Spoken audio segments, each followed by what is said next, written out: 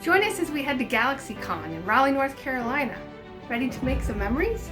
Let's do this.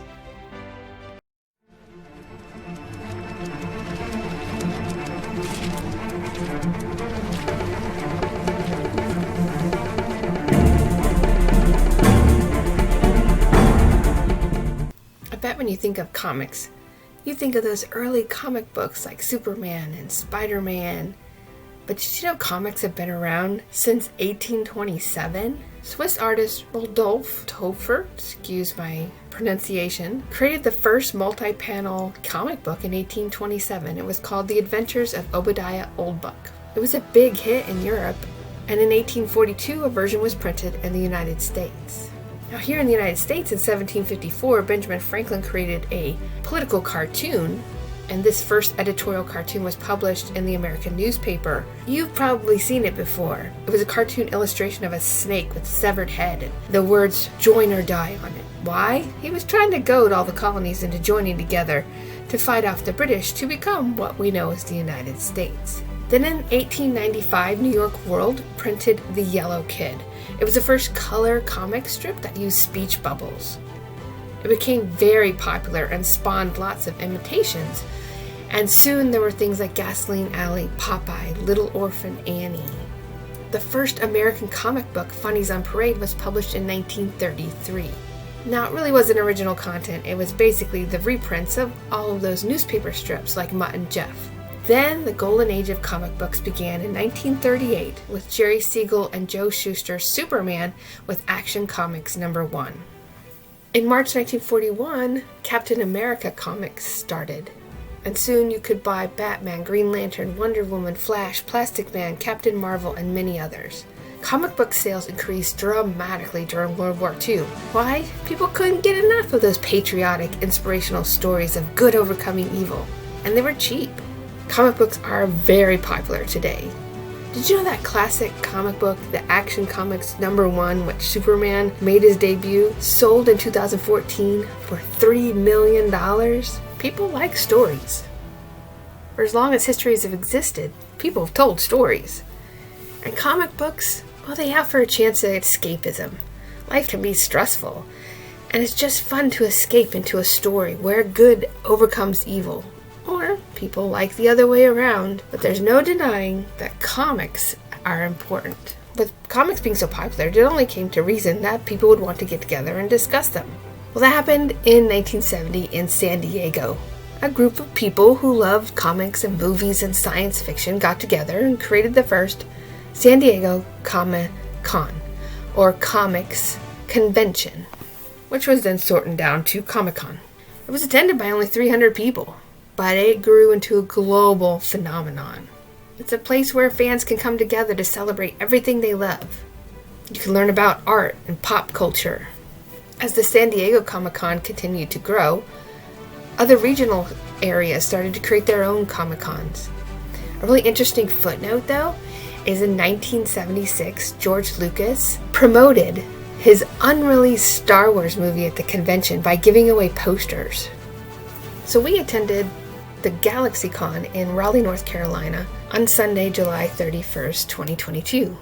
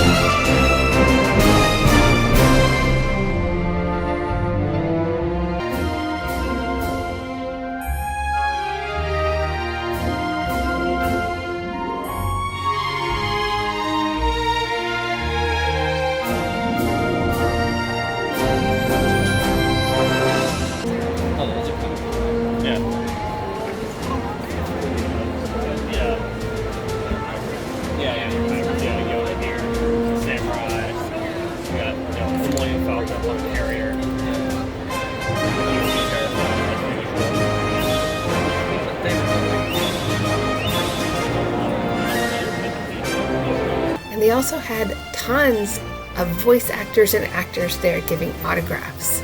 We loved meeting all of the cosplay players, people dressed up in their favorite comic book hero or movie hero.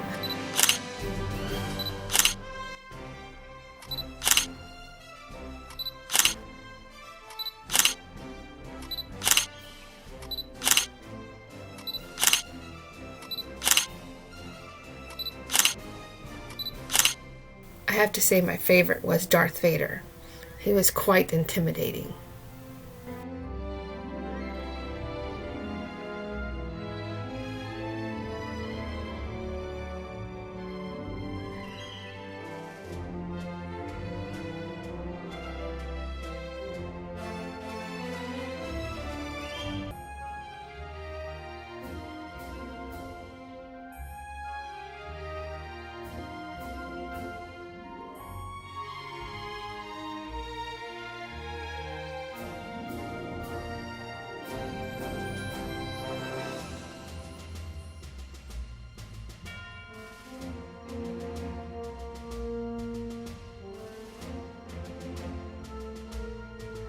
The Star Wars experience was great. They had setups, they had droids, they had the Mandalorian.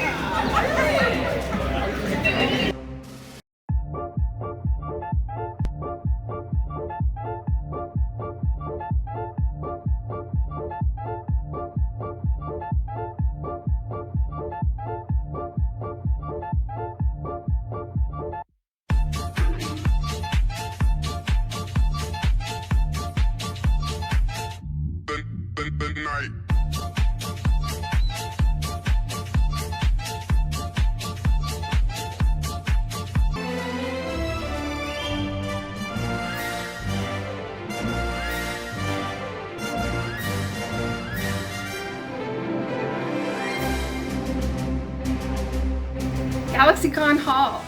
So what did I get? Well, my classroom is decorated Marvel, because how can I teach if I don't have Marvel up there? So I got this poster that's gonna fit right in with my classroom with the Avengers.